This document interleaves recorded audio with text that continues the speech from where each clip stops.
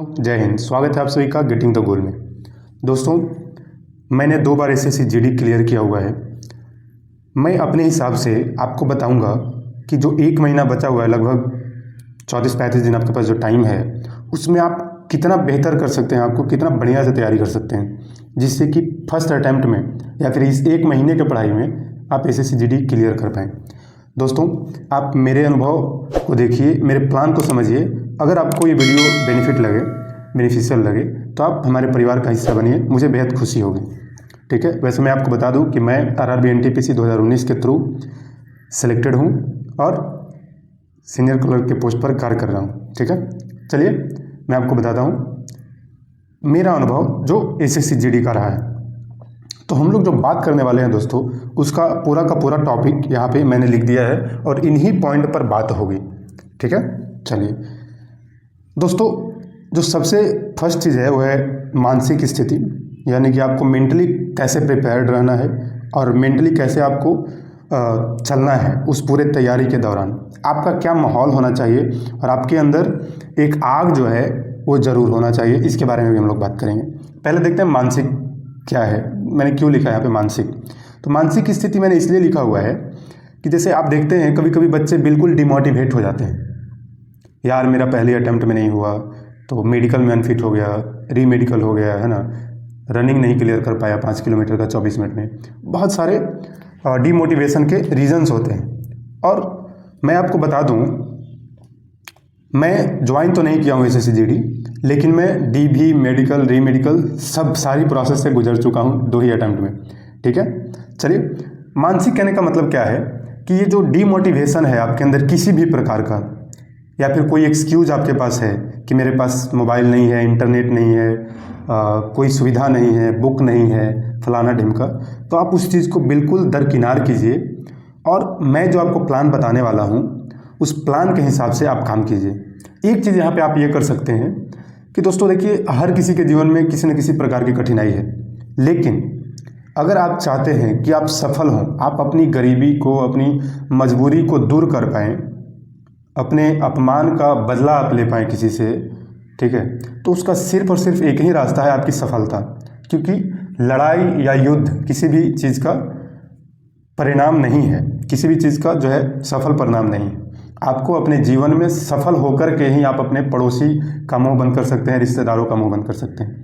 तो आपको सबसे पहले चीज़ क्या करना चाहिए, आपको अपने मेंटली जो है कंडीशन पे काम करना पड़ेगा। आप बेशक बेहद अच्छे हैं, बहुत तेज़ हैं, बहुत बुद्धिमान हैं, लेकिन आपको डीमोटिवेट नहीं होना है, बल्कि जो प्रॉब्लम्स हैं, सपोज आपका किसी ने इंसल्ट कर दिया है, आपके मम्मी पापा का इंसल्ट किया किसी ने, अब आपको क्या करना है, उस चीज़ को जब वो आपके दिमाग में आ रहा है ना, तो सिर्फ एक ही चीज़ आपको दिल में एकदम से मन में बिठा लेना है कि मुझे पढ़ना है, और पढ़ करके मैं एक न एक दिन उन लोगों को साबित कर दूंगा कि मैं या मेरा परिवार कोई गरीब या लाचार या बेबस नहीं है, हमारे अंदर बहुत ताकत है और हम भी पावरफुल हैं।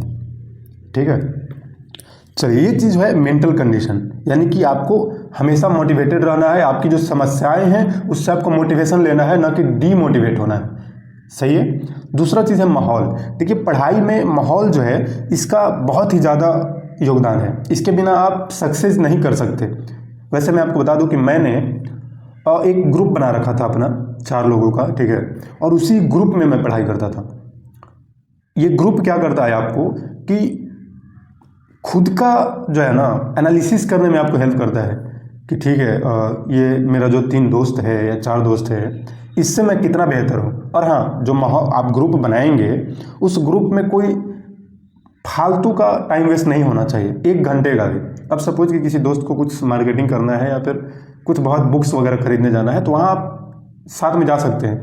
लेकिन सपोज कि एक दोस्त को कुछ काम आ गया, चलो कहीं पे, तो सारे के सारे निकल गए अपना टाइम वेस्ट करने। नहीं, हाँ इमरजेंसी है तो आप हेल्प कीजिए, लेकिन ऐसा ग्रुप बनाइए जो पूरे सोच समझ के काम करे। 1 आदमी अवेलेबल नहीं भी हो तो 3 आदमी पढ़ाई करे, 2 अगर किसी इमरजेंसी ज़रूरी काम में है और उनको हेल्प चाहिए तो आप करिए, लेकिन आपका कंटिन्यू पढ़ाई चलना चाहिए। ये है माहौल। तीसरा चीज़ है फायर, जो मैंने आपको बताया कि आपका अगर आपका किसी ने अपमान कर दिया है, किसी ने दिल तोड़ दिया है ना, दिल तोड़ने पे लोग आईएएस बनते हैं हमारे यहाँ। तो ये जो चीज़ है यही है आग, कि दिल टूटा तो आईएएस बनेंगे, माँ पापा का अपमान किया तो बनेंगे, है ना, किसी परिवार ने हमारी बेइज्जती कर दी तो बनेंगे। तो वही चीज़ है, वो आग होना चाहिए आपके अंदर, ठीक है। देखिए इसमें हम लोग सबसे पहला जो टॉपिक हम डिस्कस करने वाले हैं वो है प्रीवियस ईयर सेट्स पे। प्रीवियस ईयर टेस्ट कैसे लगाना है, क्या करें कि ये बहुत ज़्यादा जो है कारगर रहे चीज़, ठीक है। तो पहला है प्रीवियस ईयर टेस्ट। उसके बाद हम लोग देखेंगे सिलेबस पर और इम्पॉर्टेंट टॉपिक्स क्या क्या हैं अभी एग्जाम में पूछे जा रहे हैं उन पर।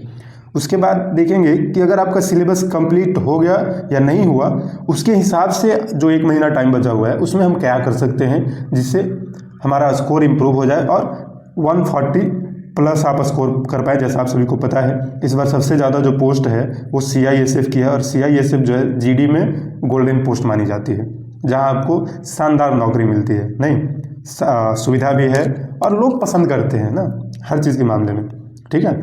उसके बाद हम लोग देखेंगे कि रिवीजन कैसे करना चाहिए, मैं कैसे करता था, और क्या रूटीन आपका होना चाहिए। मैं ये नहीं डिसाइड करूँगा कि आपको इस घंटे से इस घंटे तक ये चीज़ पढ़ना चाहिए, बट मैं आपको एक प्लान दूंगा जिससे कि आप बेहतरीन तैयारी कर सकते हैं। फिर है कि जो पूरा वीडियो ये बेस्ड है ये मेरे पूरे के पूरे एक्सपीरियंस पे है, मेरे एक्सपीरियंस पे बेस्ड है, ठीक है। मैंने अपनी लाइफ में CGL 2 बार क्लियर किया हुआ है, ठीक है। SSC GD 2 बार क्लियर किया हुआ है, RRB NTPC क्लियर किया जिसमें अभी जॉब कर रहा हूँ, ठीक है। ESIC क्लियर किया, बहुत सारे मैंने एग्जाम्स क्लियर किए हुए हैं, ठीक है। सिलेक्शन पोस्ट क्लियर किया हुआ है SSC का। तो उस हिसाब से हम बात करेंगे और आपको मैं गाइड करूँगा। देखिए जो हमारा टारगेट है वो 140 का है। एक चीज़ और है दोस्तों, मैं आपको बता दूं जो कई लोग मिस कर जाते हैं।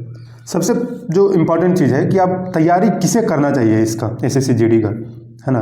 क्योंकि बहुत सारे हमारे मित्र हमारे साथ रनिंग करते थे जो वहीं पे छट गए थे। कुछ रनिंग में छट गए, कुछ को DB में छाट दिया था और कुछ जो है मेडिकल में भी छट गए। तो जैसा कि मेरे साथ भी हुआ था, मेडिकल में छट गया था। तो मैं आपको बताऊंगा कि क्या जो है मेरा एक्सपीरियंस रहा है। जैसे बहुत सारे लोगों को मैंने देखा था कि हाइट में भी छटे थे, जैसे 170 जो हाइट है क्राइटेरिया, उसमें भी कई लोग छट जाते हैं। चेस्ट में कई लोग छटते हैं, मैं आपको बता रहा हूँ।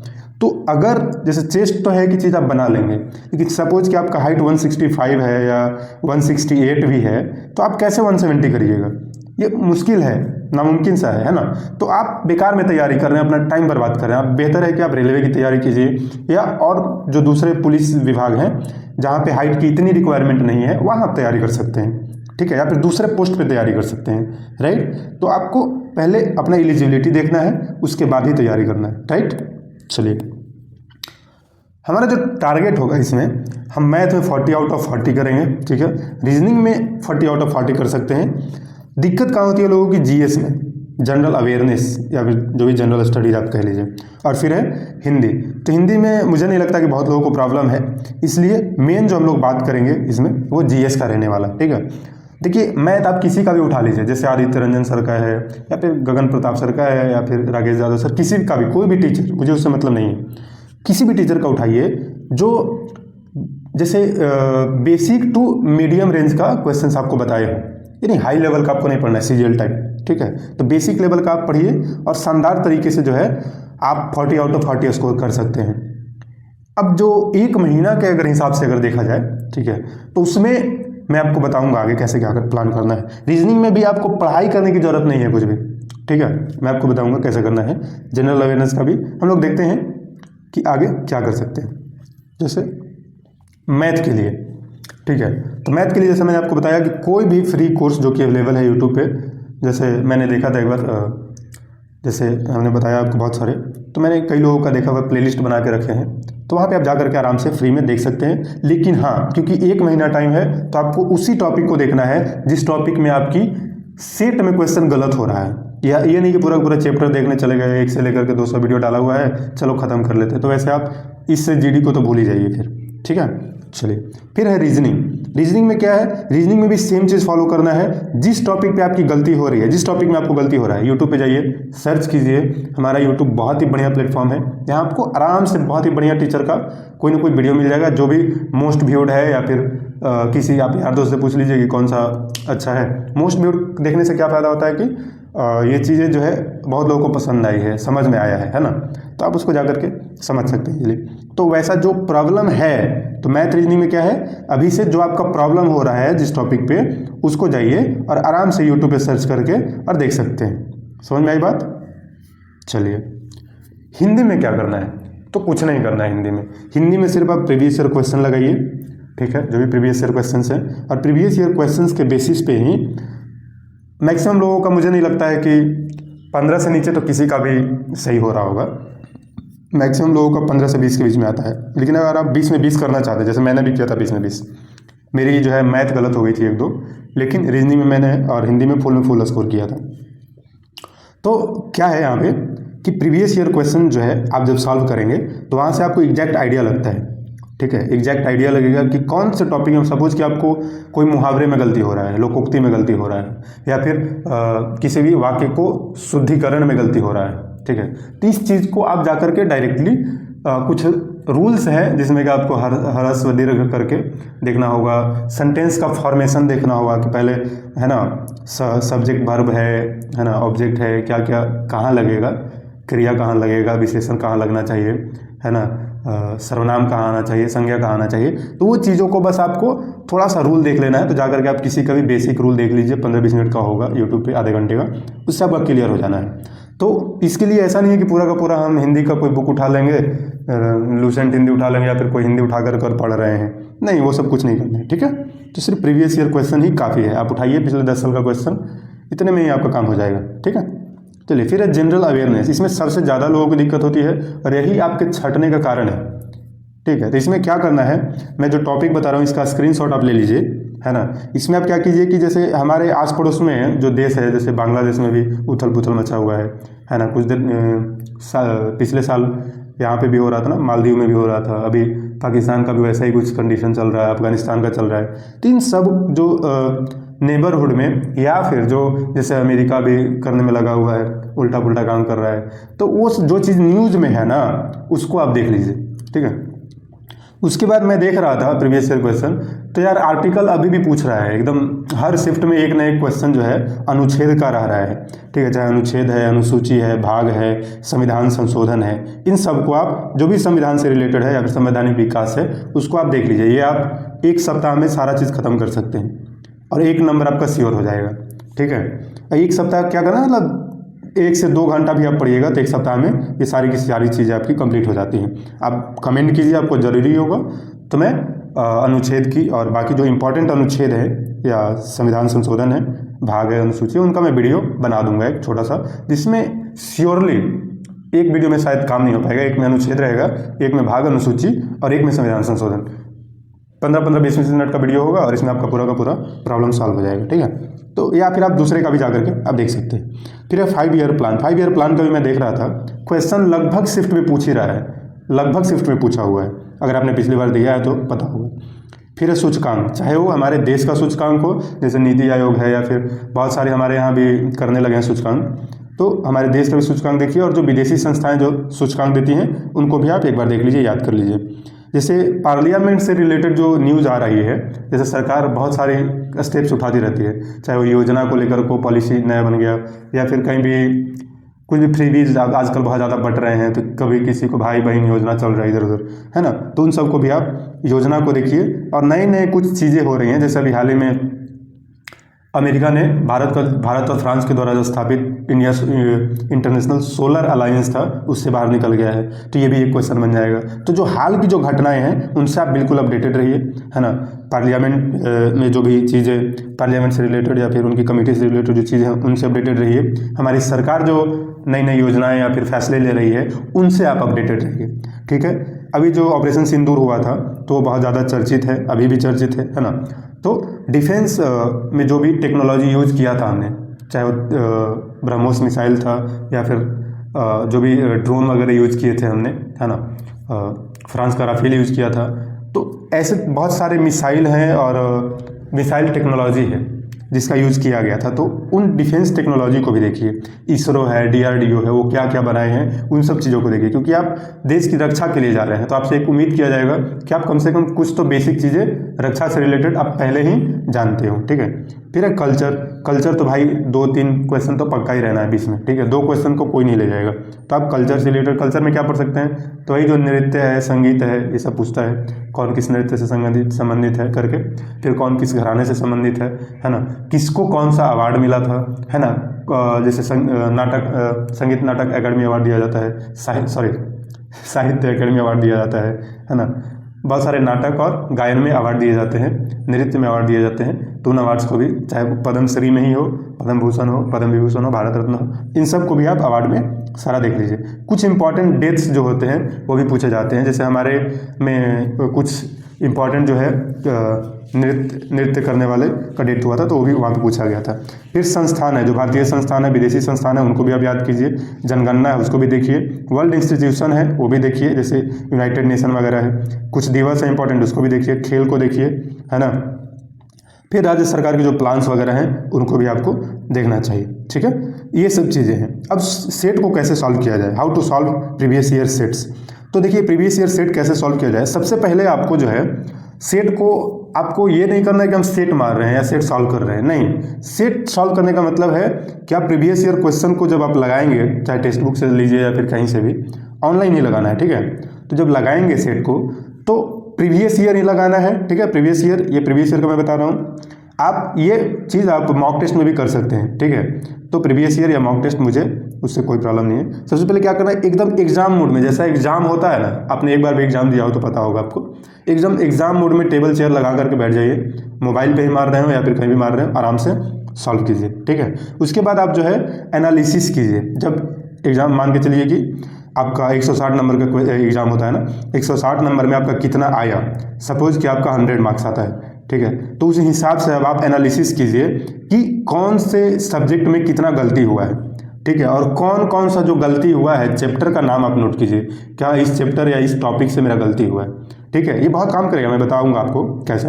फिर जो गलती हुआ है उसमें स्पेशली जीके का या फिर हिंदी का आप नोट्स बना सकते हैं, या फिर सपोज कि मैथ का कोई गलती हुआ, उसमें कुछ फार्मूला दिया हुआ है, ठीक है, जो सॉल्यूशन जो होता है ना उसमें तो फार्मूला है, या फिर कुछ इंपॉर्टेंट लाइन है मैथ या रीजनिंग का, तो उसको आप नोट कर सकते हैं, ठीक है। और नोट करना ही चाहिए, जो मैं तरीका बता रहा हूँ तभी आपका सिलेक्शन होगा। और फिर ये जो आप नोट बनाएंगे इसको आपको रिवाइज करना है। बात समझ में आई।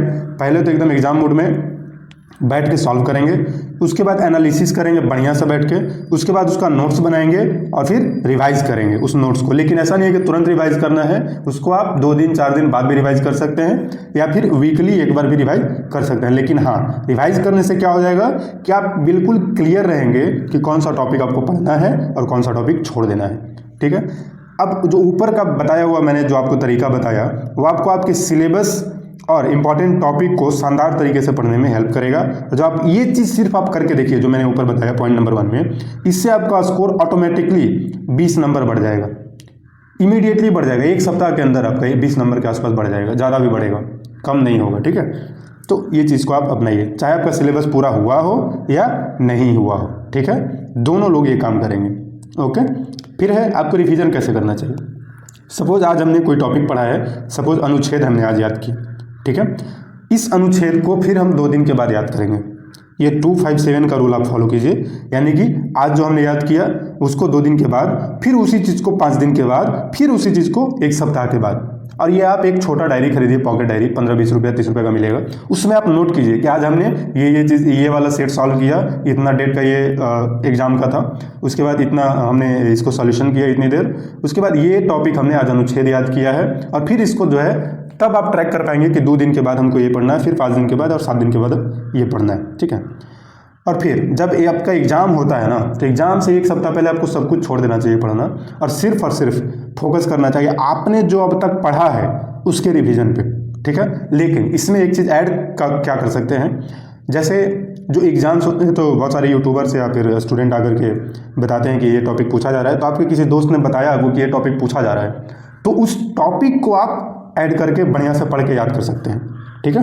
मॉक टेस्ट कब देना चाहिए, तो देखिए मॉक टेस्ट, मैं मॉक टेस्ट में बहुत ज़्यादा इंटरेस्टेड नहीं रहता हूँ, लेकिन फिर भी मॉक टेस्ट उसको देना चाहिए 10 दिन पहले अगर आपका एग्ज़ाम का मॉक टेस्ट देते हैं तो आपका काफ़ी हेल्पफुल होता है। लेकिन मॉक टेस्ट आप तभी भी दे सकते हैं, जैसे मैंने बताया यहाँ पे क्या क्या कंडीशन है मैं आपको बताता हूँ।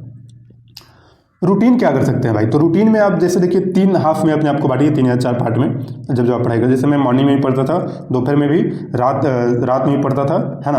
तो मैंने उस हिसाब से 3 भाग में बांट लिया है। सुबह में मेरा सिर्फ और सिर्फ याद करने वाला चीज़ होता है, जैसे जीके जीएस हो गया या हिंदी हो गया, इन सब चीज़ों को मैं पढ़ाई करता था, ठीक है। उसके बाद जो है मैं सेकंड हाफ में खाना वाना खा के सेट सॉल्व करता था। उसके बाद फिर थर्ड हाफ में मैथ और रीजनिंग करता था, जो कि मैथ और रीजनिंग मजबूत था तो इसलिए मैं इसको सबसे लास्ट में रखता था। और जीके जीएस पर रिजल्ट बनती है इसलिए मैंने उसको फर्स्ट में करना प्रायोरिटी दिया था, ठीक है। ये चीज़ है। देखिए मॉक टेस्ट के बारे में आप देखिए बिटवीन प्रीवियस ईयर से हाँ, एक आइडिया आप ये कर सकते हैं कि जो प्रीवियस ईयर सेट होता है ना, तो इस प्रीवियस ईयर जो सेट लगाएंगे आप, जैसे 7 दिन में, सपोज आप 6 दिन प्रीवियस ईयर सेट लगाने का सोच रहे हैं मेरे इस वीडियो देखने के बाद, तो आप उसमें 6 दिन के बजाय क्या कर सकते हैं कि 5 दिन लगाएं प्रीवियस ईयर और 1 दिन आप लगा लीजिए मॉक टेस्ट, ठीक है। मॉक टेस्ट एक्चुअली देते क्यों हैं, सबसे पहले चीज़ आपको ये समझना चाहिए। मॉक टेस्ट आपको हज़ारों लाखों स्टूडेंट में खुद का आकलन करने के लिए दिया जाता है कि हम इन 50,000 स्टूडेंट में कहाँ खड़े हैं। ये प्रीवियस ईयर सेट के हिसाब से भी हो सकता है, लेकिन प्रीवियस ईयर सेट कई बार होता है कि बच्चे बुक से भी सॉल्व कर लेते हैं, फिर यहाँ आकर के ऑनलाइन में भी वो आपको दिखा देंगे कि मेरा 160 में से 155 आ गया, 159 आ गया, 160 आ गया। इसलिए मैं कह रहा हूँ। और मॉक टेस्ट क्या होता है, डिमोटिवेशन भी आता है। मैंने ये चीज़ महसूस किया था अपनी तैयारी के दौरान कि सपोज़ कि आप कोई सेट सॉल्व किए, प्रीवियस ईयर में आपका अच्छा मार्क्स आ रहा था, 130 140 आप स्कोर कर रहे थे, जैसे ही मॉक टेस्ट दिया 100 से नीचे आ गया स्कोर। तो होता क्या है कि मॉक टेस्ट को जनरली हार्ड बनाया ही जाता है, राइट। तो आपको डिमोटिवेट नहीं होना है मॉक टेस्ट से, इसलिए मैं कह रहा हूँ 1 महीना टाइम है और इस 1 महीना में आप जो है 7 दिन में 6 दिन आप प्रीवियस ईयर सेट दीजिए या 5 दिन प्रीवियस ईयर और 1 दिन जो है मॉक टेस्ट कर सकते हैं। बच्चा का 1 दिन क्या करेंगे, 7 दिन का होता है ना सप्ताह, तो उसमें क्या कीजिए, जितना भी आप पढ़ रहे हैं, जो आप रिमेंबर करने वाला पॉइंट है, इसको आप रिवाइज कीजिए, ठीक है। ये बहुत ज़्यादा हेल्प करेगा आपको, बहुत ज़्यादा हेल्प करेगा, ठीक है। मॉक टेस्ट आपके कैपेसिटी का प्रूफ नहीं है, जैसा हमने आपको बताया, क्योंकि मॉक टेस्ट काफ़ी ज़्यादा उस तरीके से सेट ही किया जाता है, ठीक है। जैसे हमने आपको बता दिया कि आपको खुद का टेस्ट के लिए आप लाखों और हज़ारों लोगों में खुद का टेस्ट करना चाहते हैं, तो आप मॉक टेस्ट दीजिए, है ना, और अपनी तैयारी को और बेहतर बना सकते हैं। ये पूरा का पूरा जो वीडियो था वो मेरे एक्सपीरियंस पर है, ठीक है। और ये रियली में आपको हेल्प करेगा अगर ये पॉइंट्स जो हमने बताए हैं वो आप इम्प्लीमेंट करते हैं अपनी पढ़ाई में, तो देखिएगा एक अचानक से आपको जंप दिखाई देगा 10 दिनों के अंदर, 1 सप्ताह के अंदर, ठीक है। वीडियो अच्छी लगी हो तो लाइक करिए, सब्सक्राइब करिए और अपने यार दोस्तों तक शेयर कीजिए, ओके।